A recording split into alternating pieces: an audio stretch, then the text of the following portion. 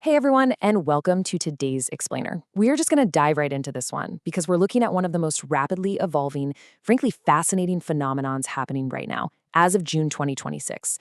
If you've been anywhere on the internet or following the news lately, you've definitely seen the acronym CJP popping up everywhere. It stands for the Cockroach Janta Party. And yeah, I know, the meme itself absolutely catches you off guard.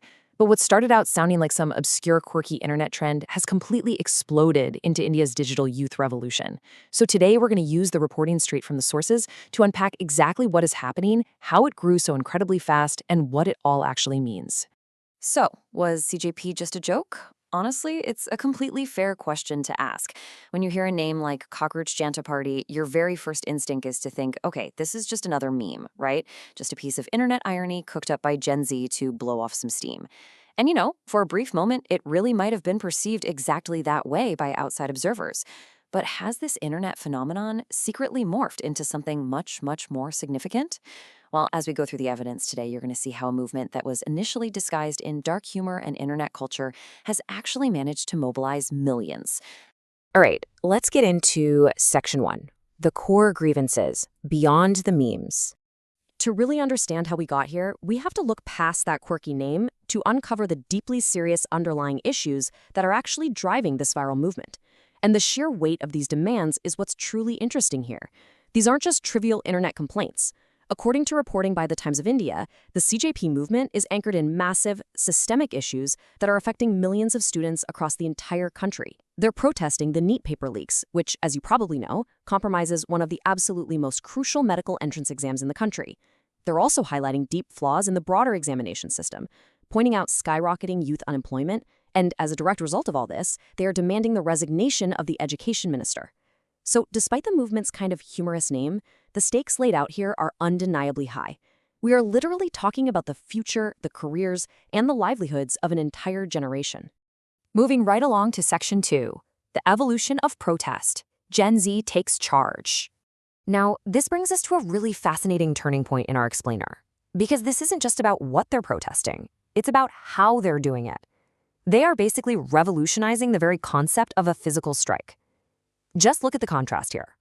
Traditional methods, as reported by the Times of India, have protesters maintaining a physical presence at Delhi's famous Jantar Mantar for days, using symbolic demonstrations like banging plates, which is a very recognizable, traditional form of Indian protest, to draw attention to a cause. But juxtaposed against that, at these very same protests, you've got the youth using modern Gen Z cultural expressions. We're talking rap, slam poetry, stand-up comedy, and internet meme culture to voice their frustrations against the government and the education system. It's just this incredible dynamic blend of the old school and the new school. Which leads us to perhaps one of the most uniquely absurd, yet wildly effective strategies we've seen yet. Bring a diaper, write your demand. Seriously, the CJP initiated this highly viral campaign where they literally asked people to write their very serious systemic demands on actual diapers and bring them to the physical protests. Now, you might be wondering, why on earth would they do that? Well, because it's visually arresting, it's deeply sarcastic, and most importantly, it is tailor-made for social media algorithms. The Times of India noted just how viral this specific tactic went. It perfectly captures how this generation uses absurdity to capture widespread attention for very, very real issues. Which naturally brings us to section 3, escalation, digital friction, and government pushback.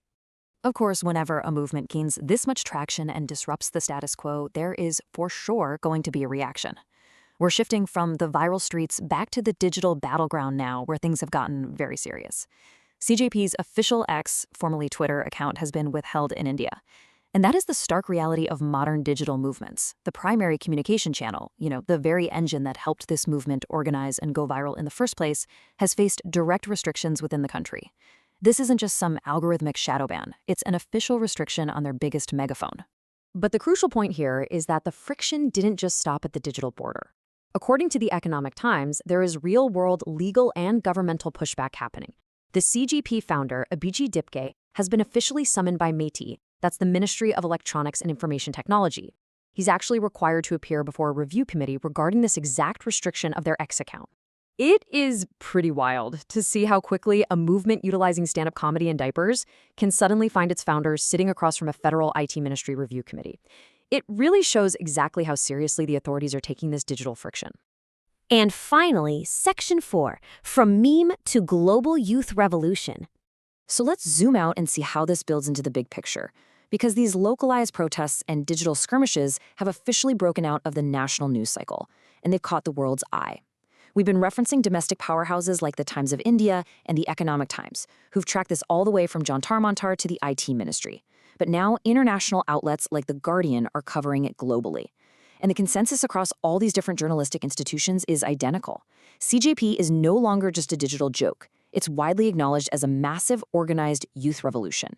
They are demanding sweeping education reform, an end to exam scams, and tangible job security. What started as a meme has officially matured into a formidable, recognized force on the global stage. Which leaves us with one final, provocative question. Why exactly are millions of youth connecting with this movement? Is it the dark humor? Is it the shared, very real frustration of the NEET paper leaks and unemployment?